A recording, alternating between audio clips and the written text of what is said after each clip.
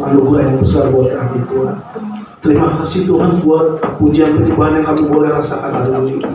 Sungguh mengubah hidup kami, sungguh membawa dampak yang baik buat kehidupan kami, membangun iman kami Tuhan. Tuhan, tiba saatnya hari ini Tuhan, kamu dengarkan firman-Mu Tuhan, firman yang sederhana Tuhan. Tapi biarlah Tuhan urapi hamba-Mu yang tidak ada apa-apa ini Tuhan. Biarlah Engkau sendiri yang berbicara Tuhan, Engkau sendiri yang menjamah setiap hati kami, supaya mereka yang datang hari ini dengan putus asa Tuhan berikan kelegaan, yang sakit Tuhan sembuhkan, yang lemah Tuhan berikan kekuatan Tuhan. Terima kasih ya Bapa, terima kasih. Kami siap untuk mendengarkan firman-Mu Tuhan. Dalam nama Tuhan Yesus, setiap kita yang siap dengan firman Tuhan sama-sama katakan amin. Mari berikan tepuk tangan dulu saudara. Silakan duduk Bapak Ibu Saudara. Shalom. Shalom. Waduh, kurang mantap di shalom ini. Memang jam-jam rawan ini. Boleh sekali lagi ya, shalom. Nah, itu baru mantap saudara ya. Apa kabarnya saudara? Luar biasa. Luar biasa tuh, biasa di luar nih. Luar biasa. Luar biasa pastinya ya, amin. Amin. Ya, kenapa kita bisa katakan luar biasa? Karena kalau kita secara sederhana aja, kalau kita boleh sampai di tempat ini, kita masih bisa sehat saudara ya, bisa beribadah dengan baik. Bukankah itu suatu anugerah Tuhan yang luar biasa bagi kita? Oleh sebab itu apapun yang kita alami, kita tetap katakan Tuhan kita luar biasa. Amin. Haleluya, amin. Siapa yang bawa kita di situ? Boleh angkat tangannya tinggi-tinggi. Ini yang sederhana, yang rutinitas, tapi kadang-kadang suka gitu. Saya mau lihat angkat Alkitab tinggi-tinggi coba ya. Alkitab suci, HP suci nggak apa-apa. Alkitab angkat tinggi-tinggi. Ya. Wah, gue. Ya. Yang bawa Alkitab kita tetap bersahabat, amin. Ya, saudara ya. Karena bagi saya segala sesuatu yang dipersiapkan pasti jauh lebih baik saudara ya. Katakan amin. Amin ya. Segala sesuatu kalau yang dipersiapkan itu pasti jauh lebih baik saudara. Contohnya pernikahan ya. Pernikahan yang dipersiapkan jauh-jauh hari itu pasti hasilnya lebih baik saudara. Daripada pernikahan karena ditangkap hansip saudara ya. Pasti jauh tidak akan baik saudara. Seperti itu. Demikianlah kalau kita juga datang beribadah saudara, kita perlu datang ke tempat ini, kita berdoa dari rumah supaya kita selamat di tempat ini ya. Di tempat ini kita boleh bawa kitab, segala sesuatu yang kita sampai dulu sebentar ya, mempersiapkan diri. Karena Tuhan kita adalah Tuhan yang sempurna Tuhan. Dia senang kita mempersiapkan segala-galanya. Berarti kita memberikan yang terbaik buat Dia. Amin. Saudara siap dengan firman Tuhan? Amin. Oke. Ya, hari ini saya mau bagi sesuatu yang simpel aja saudara. Sesuatu saya mau sharing buat saudara yang simpel aja, tapi justru yang simpel ini sulit untuk dilakukan. Kira-kira apakah itu ya? Nah, ya. Ya, itu mengenai sikap hidup saudara ya. Khususnya sikap hidup kita sebagai orang percaya. Karena sikap hidup ini yang menentukan kita apakah kita menjadi orang Kristen yang sejati atau Kristen yang abal-abal, yang palsu gitu. Seperti itu ya. Oke, kalau seperti itu saya undang Bapak Ibu bersama kita buka firman Tuhan di dalam Efesus 5 ayat 14 sampai 16. Kita baca sama-sama ya. Sudah semua? Sudah ya, oke. 2, 3. Itulah sebabnya dikatakan, bangunlah hai kamu yang tidur, dan bangkitlah dari antara orang mati, dan Kristus akan bercahaya atas kamu. Ayat 15. Karena itu perhatikanlah dengan sesama bagaimana kamu hidup. Janganlah seperti orang bebal, tetapi seperti orang arif. 16. Pergunakanlah waktu yang ada, karena hari-hari ini adalah jahat. Berbagailah kita yang membaca firman, merenungkan firman, dan melakukan firman itu siang dan malam. Amin. Saudara, kita baru saja membaca firman Tuhan dalam Efesus 5 ayat 14 sampai 16, di mana surat ini ditulis oleh Rasul Paulus, ya, ketika dia sedang dipenjara di Roma, saudara, di kota Roma. Jadi Paulus tulis surat ini bukan dalam keadaan yang enak ya, dalam keadaan yang tenang, yang makmur ya, yang nyaman. Tetapi dia tulis surat Efesus ini kepada jemaat Efesus waktu dia di dalam penjara di Roma, saudara. Sekitar tahun 58 sampai 60 Masehi, saudara ya. Di mana ya kita tahu bersama zaman dulu tuh penjaranya nggak nyaman kayak sekarang, saudara ya. Kalau zaman sekarang tuh penjaranya ya saudara bisa lihat ya, ada yang kelas ekonomi sampai kelas VIP ada, saudara ya. Saya sering pelayanan di penjara, saudara ya. Ada yang pelayanan di penjara kamar tuh ada yang tempat tidur spring bed sampai AC, waduh lengkap luar biasa. Tetapi zaman Paulus itu beda, saudara. Ya, penjara itu dari tanah, saudara ya. Jadi kalau pagi atau siang panas-panasan ya, kalau malam kedinginan ya, jadi benar menderita banget. Tetapi dalam penderitaan yang sangat ya, Paulus masih bisa menulis surat untuk jemaat di Efesus ya.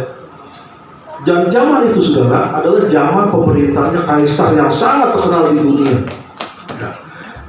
Kaisar ini sangat terkenal bukan karena terkenal jago berperang, tetapi kaisar ini namanya Kaisar Nero ya. Pernah dengar nggak Kaisar Nero? Siapa pernah dengar nama Kaisar Nero ya?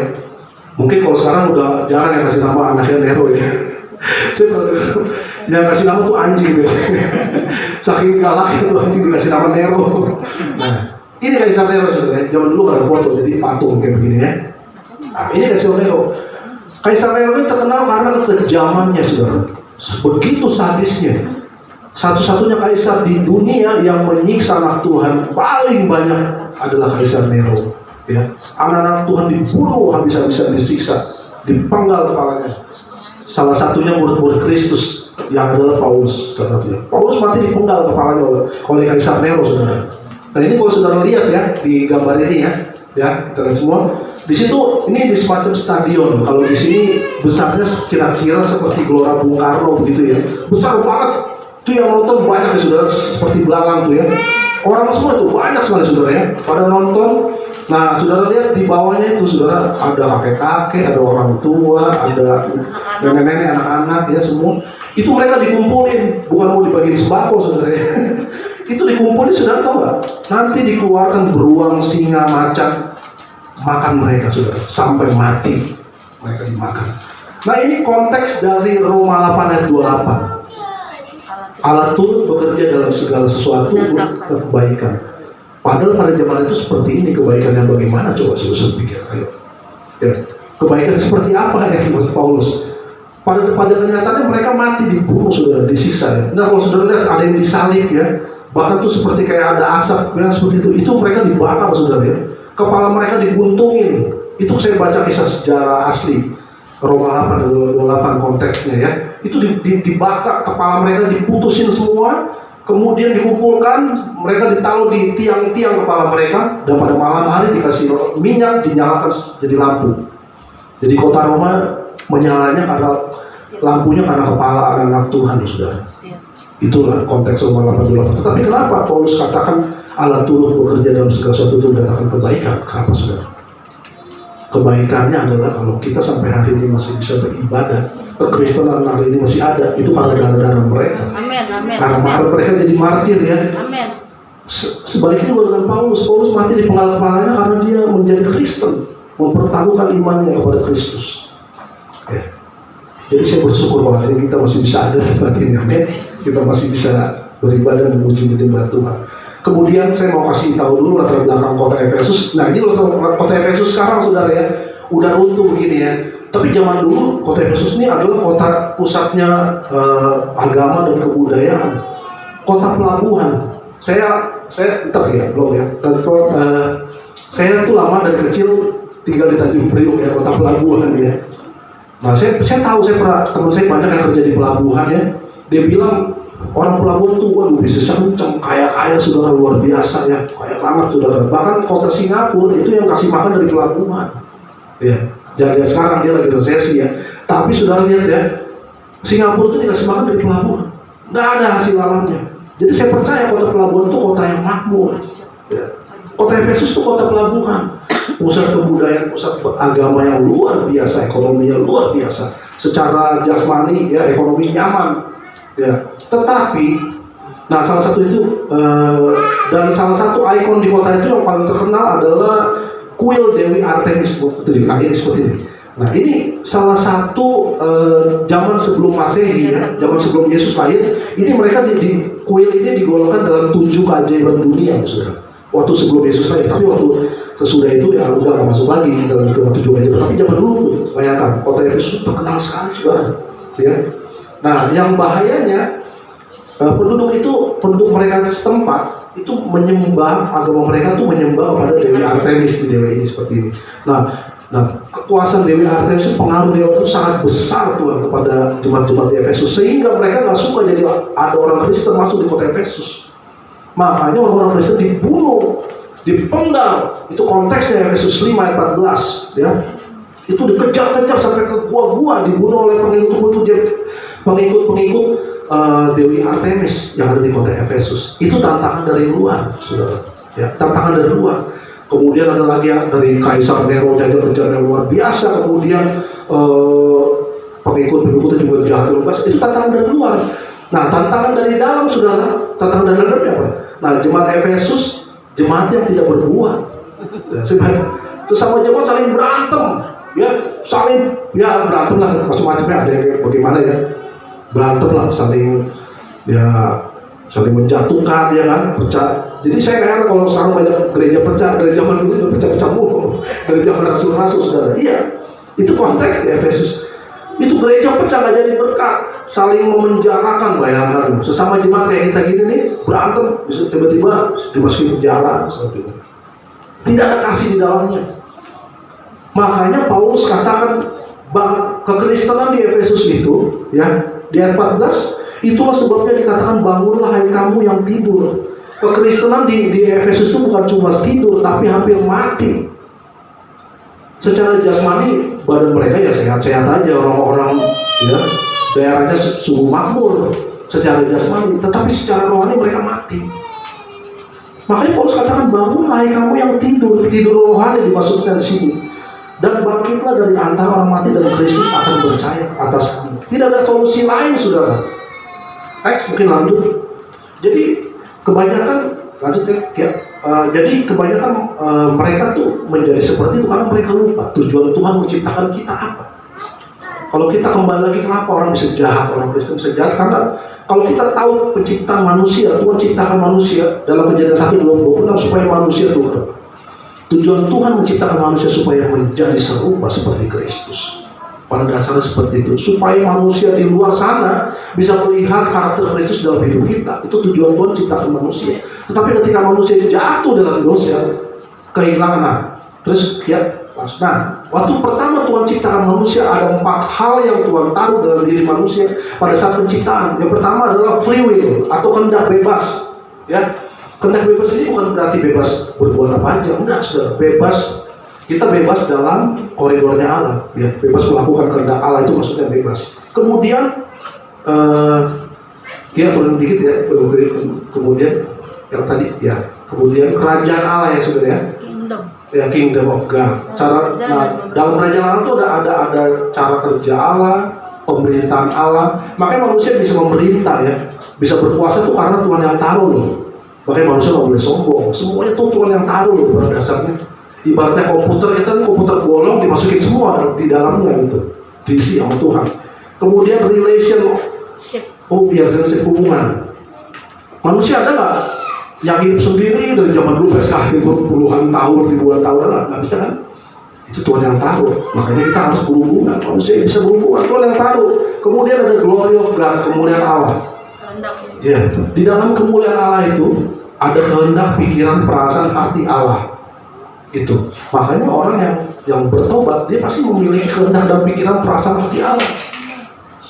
Kemudian ada 4 hal yang Tuhan percayakan kepada manusia. Yang pertama, work, pekerjaan. Pekerjaan ini maksud bukan pekerjaan yang kita sadar, kita bekerja di kantor, ya, kita bekerja, ya memang itu bagian. Tetapi yang paling utama yang dimaksud Tuhan adalah pekerjaan yang memaksimalkan posisi kita. Misalnya kita sebagai ayah, jadilah ayah yang selayaknya ayah, ya, bapak bertanggung jawab kepada anaknya. Misalnya kalau saya sebagai bapak memberi nafkah, mengasihi anak saya, peduli pada saya, itu maksudnya pekerjaan. Bukan cuma sekedar pekerjaan yang dimaksudkan ya status kita. Kemudian word, firman Allah, itu Tuhan percayakan kepada kita loh, Tuhan taruh. Kemudian spouse, pasangan hidup, nah, itu Tuhan percayakan kepada saya loh, saudara, kepada kita ya. Makanya kita nggak boleh sia-siakan pasangan kita ya, walaupun pasangan kita seperti apapun ya, kita harus terima nih, ya, karena itu kepercayaan yang Tuhan berikan. Katakan amin coba. Amin. Ini kayak lemes nih aminnya kalau bilang spouse ya. Apapun ya, itu kepercayaan yang Tuhan berikan ya. Kemudian word, bumi. Bumi dipercayakan oleh Tuhan kepada kita untuk kita mengusahakannya dengan baik. Lanjut ya. Ya. Ya ini tadi. Nah, sebelum ya. Oke. Nah, dari 4 hal yang tadi Tuhan taruh sama 4 hal yang Tuhan percayakan, Tuhan buat pengikatnya. Namanya adalah worship. Jadi puja penyembahan bukan cuma sekedar nyanyi, sudah nyembah-nyembah. Tetapi sebetulnya penyembahan itu karakteristiknya, definisi dari segala sesuatu yang kita lakukan itu penyembahan kita. Makanya orang, Pak, itu kok orang itu rajin gereja, Pak, dia rajin berdoa, dia rajin menyembah, tapi kok jahatnya luar biasa, Pak. Kenapa ya Pak begitu? Ya ini karena dia kalau ngerti kayak begini, dia nggak hidup di dalamnya. Kalau dia benar-benar menjadi orang Kristen yang benar-benar sungguh-sungguh bertobat, saya percaya dia mengerti arti penyembahan sesungguhnya dalam hidupnya dan bisa mengaplikasikannya dalam kehidupan sehari-hari. Amin. Kemudian next. Nah dalam Filipi 2 ayat 5, manusia sesungguhnya terus ya, manusia itu bisa bertobat. Pertobatan yang paling penting itu pertobatan dari pikiran. Makanya yang paling iblis yang paling berat, iblis yang paling sukar dihilangkan, iblis yang di dalam pikiran kita. Lucifer itu di pikiran kebanyakan. Makanya waktu kita bertobat, yang dirubah sama Tuhan itu mindset kita, atau proneo bahasa Latin ya, pembaruan pikiran. Semua dibarui. Yang tadinya kita jahat, Roh Kudus katakan jangan. Kamu manusia baru. Kamu harus berubah. Contohnya siapa? Gak usah jauh-jauh. Paulus orang yang jahatnya minta ampun, saudara. Tapi bisa Tuhan berubah loh. Ya. Bahkan dia bisa rendah hatinya setengah mati. Kalau bukan Tuhan, saya percaya nggak mungkin, saudara. Makanya kita perlu pertobatan mindset setiap hari. Kita pada Tuhan. Saya banyak berubah, saudara. Ya, dengan pertolongan Tuhan. Kalau secara manusia kita nggak sanggup, saudara. Apalagi kita dari background mungkin dari suku-suku yang biasa darah tinggi, mungkin sulit, saudara. Tetapi hanya Roh Kudus yang mampu membuat kita ya menjadi seperti dia. Next. Nah, ini katakan Filipi 2 ayat 5 dikatakan, hendaklah kamu dalam hidupmu bersama menaruh pikiran dan perasaan yang terdapat juga dalam Kristus Yesus. Itu tujuannya. Jadi kita bertobat supaya kita memiliki pikiran dan perasaan seperti Kristus. Nah sekarang pertanyaan saudara, yang menjadi pertanyaan saudara, mengapa gaya hidup orang percaya menjadi sangat penting untuk kita jaga dalam hidup kita? Jawabannya saudara, coba kita baca yuk dalam Efesus 5 ayat 14. Ini jawabannya saudara. Sekali lagi ya, kita baca ya. Efesus 5 ayat 14, demikian firman Tuhan. Itulah sebabnya dikatakanlah, bangunlah hai kamu yang tidur, dan bangkitlah dari antara orang mati, dan Kristus akan bercahaya atas kamu. Jadi mengapa gaya hidup orang percaya itu menjadi sangat penting untuk kita jaga? Jawabannya adalah yang sangat penting memang gaya hidup orang percaya itu. Kenapa? Karena gaya hidup orang percaya itu yang memancarkan Kristus dalam hidup kita. Matius 5 ayat 16 katakan ya, hendaklah terangmu bersinar, bercahaya bagi semua orang supaya semua orang melihat perbuatanmu memuliakan Bapa di surga. Kita lihat dulu pertama ya. Nah, terang itu saudara bisa benar-benar berdampak kalau apa saudara? Kalau di tengah kegelapan ya. Amin. Benar ya. Ini benar saya mati lampu semua nih ya. Saya mati lampu semua. Ya. Saudara nggak bisa lihat. Nah untuk melihatnya saudara bisa melihat secara jelas. Saudara nggak usah kasih lampu yang besar. Saudara kasih lilin aja yang kecil. Bisa jelas itu lampunya. Karena terang sepertinya itu. Ya. Terang itu sangat berdampak tuh dalam kehidupan kita. Contoh dalam masakan aja yang simpel deh. Saya kasih ya. Ilustrasi apa ya? Misalnya kita ingin buat sop ayam, ya kita harus jadi garam kata Tuhan ya, jadi garam. Misal sop ayamnya itu satu panci, apakah garamnya satu panci saudara? Bisa ya? Bisa, tapi sudah langsung mati. Sudah mati. Ya, saudara perlu aja cuma kasih 1 sendok teh atau 1,5 sendok teh, tapi dampaknya, waduh mantap ya. Membawa nikmat, rasa sedap yang luar biasa. Nah Tuhan taruh kita di bumi yang gelap ini tujuannya supaya itu sudah jadi terang. Memang sulit, tapi gak ada yang sulit bagi Tuhan kalau kita beserta Dia. Karena kita percaya kalau kita punya Allah yang besar di dalam hidup kita, sesungguhnya apapun tidak ada pun yang mustahil dalam kehidupan kita ya.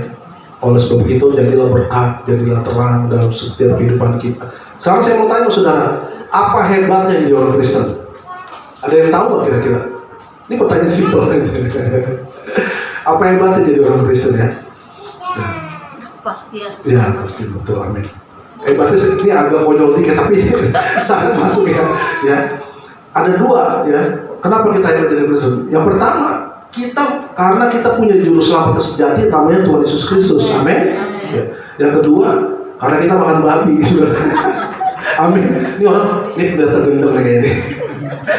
Kok makan babi? Hebat, saudara pernah baca nggak? Ya di mana sih lupa ya? Yang Yesus mengusir setan di Gerasa. Kemana tuh setan larinya? Babi. Nah, saudara sama saya makan babi. Berarti saudara makan apa? Setan. Selesai. Jadi saya percaya saudara ya kota-kota yang banyak makan babi itu jarang saya lihat penampilan setan ya. Suster ngesot kayak pocong kayak kuntilanak, saya nggak pernah lihat tuh. Di Manado jarang saya lihat itu. Sama juga punya di Tarutung ya. Nggak ngaduk polis ya. Selama aduk babi aman terkendali lah. Amin. Ya. Jadi saya percaya saudara. Ya. Terang kita di dalam Yesus itu luar biasa saudara. Jangan pernah saudara tinggalkan. Ada kadang-kala cuma karena jabatan, karena jodoh kita tinggalkan Kristus. Waduh, terlalu murah sekali saudara ya. Ya. Tuhan Yesus saja selamatkan kita ya. Allah Bapa, Dia berikan anak satu-satunya, bayangkan, untuk kita. Betapa berharganya manusia di hadapan Allah ya. Saudara dan saya itu begitu berharga. Coba katakan sebelah kiri kanan, kamu tuh berharga di mata Tuhan. Coba. Kamu berharga. Walaupun kamu kurang dihargai oleh suami atau istrimu, tapi kamu berharga di mata Tuhan loh. Benar. Amin ya. Begitu. Kemudian alasan yang kedua, kenapa gaya hidup orang percaya menjadi sangat penting untuk kita jaga, saudara? Yang kedua, gaya hidup orang percaya itu sangat penting supaya kita menjadi orang yang bijaksana. Kata firman. Lanjut ya. Ya. Nah, ciri-ciri orang bijaksana itu begini: kreatif, inovatif, sabar, rendah hati, seperti Daud. Daud itu kenapa saya bilang raja yang rendah hati? Ya. Itu raja yang luar biasa hebatnya, tapi dia ditegur oleh Nabi Nathan. Nabi Nathan itu nabi kampung, saudara. Nabi yang ada namanya. Ya, Raja Daud bisa nggak seperti itu pada Nabi Nathan? Bisa. Dia bisa berlaku seperti itu karena dia punya kekuasaan yang luar biasa. Tapi Daud mau dengar. Berarti raja ini adalah raja rendah. Tuhan tidak pernah salah memilih. Amen. Ya, hambanya menjadi raja karena dia adalah orang rendah hati. Nah, ciri-ciri orang bijaksana seperti itu.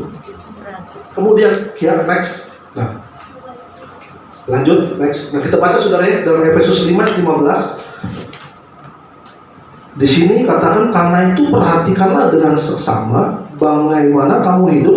Janganlah seperti orang bebal, tetapi seperti orang arif. Nah, saya kupas dalam terjemahan Amplified Bible kata perhatikan dengan seksama. Di sini dikatakan bagaimana kamu hidup, dikatakan hiduplah hati-hati, melangkah dengan waspada secara bertujuan. Artinya begini saudara, saudara mempunyai tujuan yang jelas dan bernilai. Apakah tujuan hidup kita? Nah, kalau orang Kristen yang sudah sungguh-sungguh, saya percaya dia sudah tahu tujuan hidup kita menjadi seperti Kristus.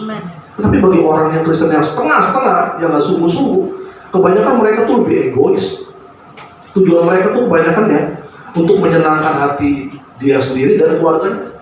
Itu baik saudara, secara manusia itu baik secara umum ya. Tetapi apakah itu sudah menjadi tujuan yang jelas dan bernilai? Tuhan Yesus mau kita punya tujuan yang jelas dan bernilai. Tuhan mau kita punya tujuan yang berkualitas dalam hidup kita. Dan tujuan hidup yang dikatakan sini, dan hidup yang bertujuan, kata dia, hidup yang bertujuan itu adalah hidup yang berbagi, kata Tuhan. Nah, kita dengar komentar dari statement dari seorang konglomerat nomor 2 di dunia, orang kaya sekali, namanya Warren Buffett. Mungkin pernah dengar ya, Warren Buffett nomor 2 terkaya di dunia. Ini orang ini belum orang bukan sungguh-sungguh saudara, bukan anak Tuhan ya. Tapi dia statementnya seperti ini. Dia katakan begini, kalau saudara mau bahagia selama 1 hari, pergilah memancing. Kalau saudara mau bahagia selama 1 bulan, menikahlah dan menikmati bulan madu, ya. Ada yang sudah selesai 1 bulan, tinggal madu-madunya aja, bulan-bulanan aja tuh. Tetapi kalau saudara mau bahagia selama 1 tahun, menanglah undian lotre yang besar, maka saudara akan berbahagia.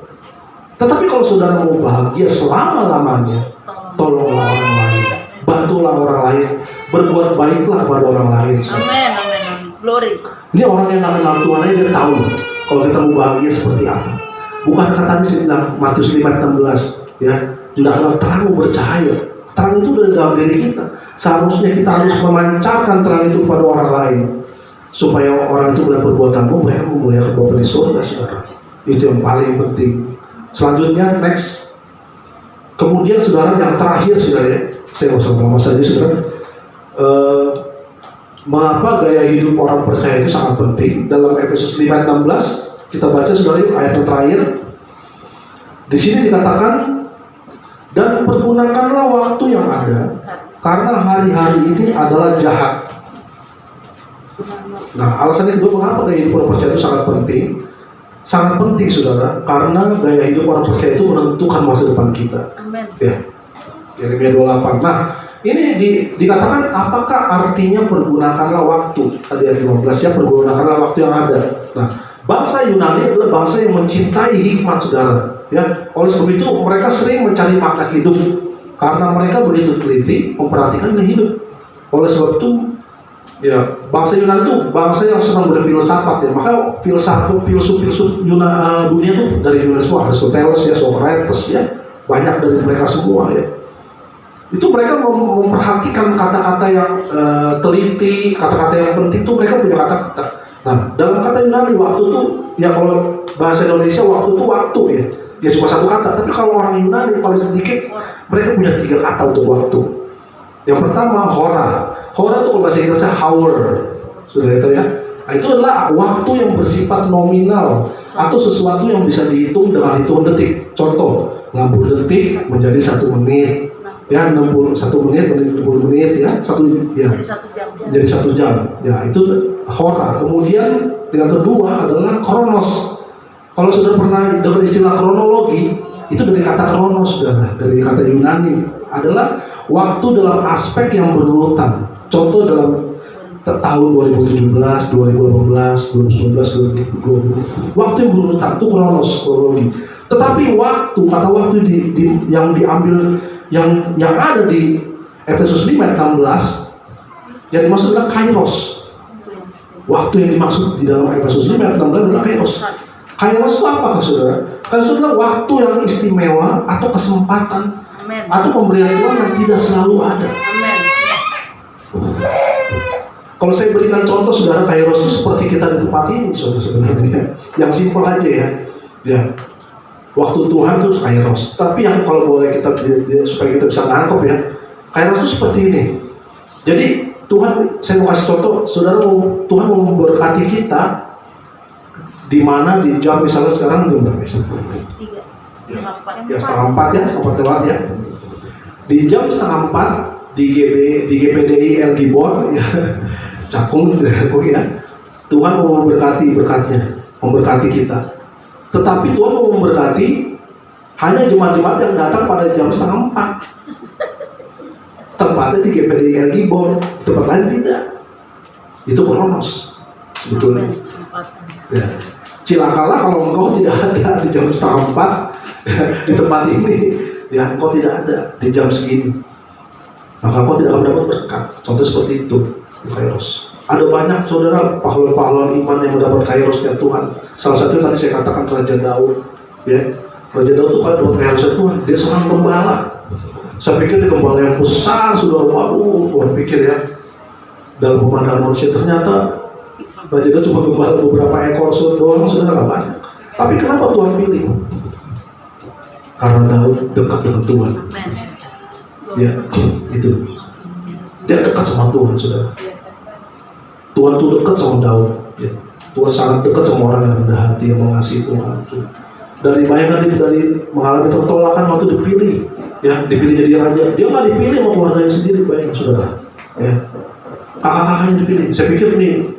Ada satu pendeta bilang ini, wah itu Daud kemungkinan itu dari istri yang lain kali, makanya dia nggak dipilih dia tuh ya dibilang anak buangan aja kasih anak haram lah itu ya, makanya ternyata bukan Pak. Jadi memang budaya Yahudi itu seperti orang Batak, yang nomor satu didahulukan, yang tertua dulu tidak, baru engkau yang kecil. Dulu timut tuh seperti saya lah yang bilang. Bicara saudara ya, jauh banget ya. Imut sama amit-amit. Imut sama amit-amit nih, segitu ya. Iya. Tapi Tuhan pilih dia loh saudara, karena kita dekat sama Tuhan. Glory. Banyak sudah Yusuf, kalau saudara dengar kisah Yusuf juga itu dibuang ke tempat di sumur, nggak ada yang mau lihat kok bisa ada saudagar bisa datang, bisa kalau bukan Tuhan yang atur nggak mungkin saudara. Amin. Udah enak-enak hidup sama Potifar, masih penjara lagi, dihianatin lagi ya nggak? Sepertinya tuh Tuhan jahat banget ya, udah dibuang ke sumur ya, dipenjarain lagi. Tapi Tuhan kalau mau proses kita luar biasa, Amen. saudara. Siapa mau diproses sama Tuhan? Amin. Saya sering loh. Ini saat-saatnya kita mau jadi Yusuf loh, atau Daud loh, ya di zaman-zaman ini. Saya banyak melihat loh di zaman pandemi ini begitu banyak proses hamba Tuhan juga diproses seperti saya. Ya kita semua diproses loh. Tapi masalahnya apakah saudara mau taat? Amin. Apakah saudara benar-benar mau terimanya kairosnya Tuhan? Itu yang paling penting saudara. Ya, saya percaya kita semua pasti mau dapat kairosnya dari Tuhan. Oleh sebab itu, kemudian sekian terakhir. Ada lagi ya. Nah ini ciri-ciri orang arif ya. Memperhatikan bagaimana kamu harus hidup. Mempergunakan waktu yang ada. Saya kira mengerti kehendak Tuhan. Saya percaya kalau orang yang sungguh-sungguh dalam Tuhan pasti dia mengerti kehendak Tuhan. Selalu mengucap syukur dan rendah hati dan takut akan Tuhan. Amin. Haleluya. Biarlah firman Tuhan hari ini. Mungkin yang terakhir saya mau ini Bu, kalau boleh Bu Kepala ya. Saya mau kasih contoh, ada satu film ya, bagus banget saudara, tentang seorang pelari. Ini film lama, tapi saya sengaja mau cerita, mau setel lagi untuk membangkitkan iman kita tuh. Di mana ini adalah seorang pelari Olimpiade tahun 1992 di Barcelona, namanya Derek Redmond. Ini pelari dari Inggris, ya pelari berkulit hitam saudara ya. Saudara nonton. Nah, Derek Redmond merupakan atlet dari Inggris yang ikut dalam cabang lari jarak pendek Olimpiade 1992. Itu kalau nggak salah zamannya Susi Susanti dapat piala emas loh, bulu tangkis ya. Olimpiade. Iya. Nah ini Derek Redmond. Dia dijagokan mendapatkan medali di cabang lari 400 meter.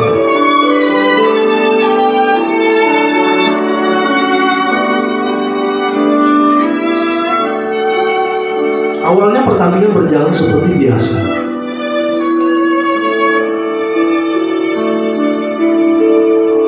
Sebuah malapetaka hadir di 250 meter terakhir. Nah betul, saudara yang di belakang tuh, itu Derek Redmond saudara.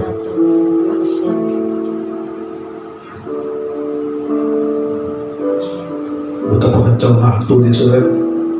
Otot hamstringnya tuh robek saudara. Tuh otot hamstring kanannya robek ini saudara, otot hamstring, dan dia bertati-tati. Saudara sakit encoknya sakitnya luar biasa saudara. Ini putus loh urat hamstringnya.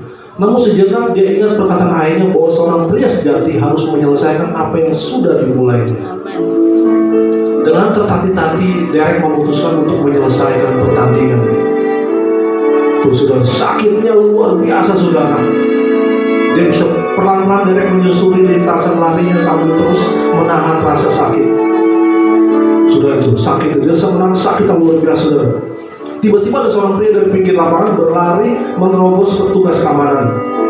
Ada seorang pria yang menerobos saudara. Ya itu, dia pakai kaos putih itu. Nah, sudah ditahan tuh. Pria tersebut adalah ayahnya.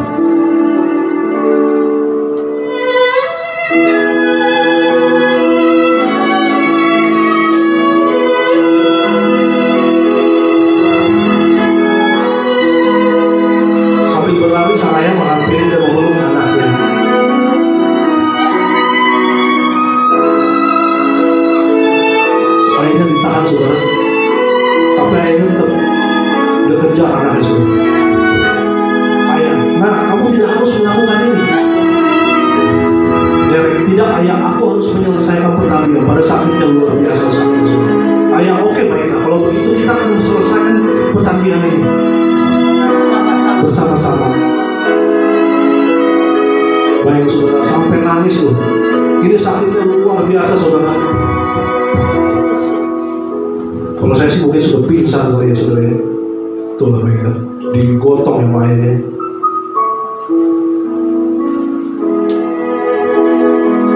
Sambil menangis saudara, menahan rasa sakit. Hati ya. Oke, apa? Nah pada akhirnya saudara, saya kasih kesimpulan terakhir ya. Akhirnya dia nggak menyelesaikan, maksudnya dia nggak menang. Karena jalannya seperti itu saudara ya kan.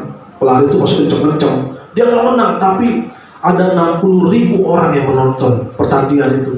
Dan hebatnya saudara, nggak ada satupun yang beranjak. Tidak ada satupun. Dia tunggu Derek Raymond sampai menyelesaikan pertandingannya loh. Ya. Bahkan Derek Raymond tuh nggak ya kalah. Bahkan didiskualifikasi. Tetapi akhirnya bangga. Kenapa? Karena dia menjadi seorang pria yang bisa menyelesaikan. Karena akhirnya mengajarkan dari kecil seorang pria itu harus bisa menyelesaikan segala sesuatu yang dimulai. Akhirnya mengajar itu. Jadi dia tertanam dari pikiran dia. Makanya apapun rasa sakit pun dia tetap tahan. Dia berusaha semaksimal mungkin sampai bisa menyelesaikan pertandingan dengan baik saudara. Itu maksudnya seperti apa saudara? Maksudnya seperti Kristus buat kita. Amin. Tuhan tuh, walaupun Tuhan sudah sakit dan luar biasa, dia tetap peduli sama kita, ya, karena dia mengasihi kita. Allah Bapa tuh mengasihi kita, walaupun kita sering menyakiti dia, sering meninggalkan dia, ya, berkali-kali dia tetap mengasihi kita, karena dia adalah kasih itu, ya. Yohanes 3:16 katakan karena begitu besar kasih Allah akan dunia ini, sehingga dia mengaruniakan anak yang tunggal satu-satunya. Karena kecintaannya kepada manusia, kita orang berdosa. Demikianlah firman Tuhan pada siang hari ini, kiranya menjadi berkat buat setiap kita. Saya kembalikan kepada Bapak Gembala, kiranya menjadi berkat buat kita semua. Amin.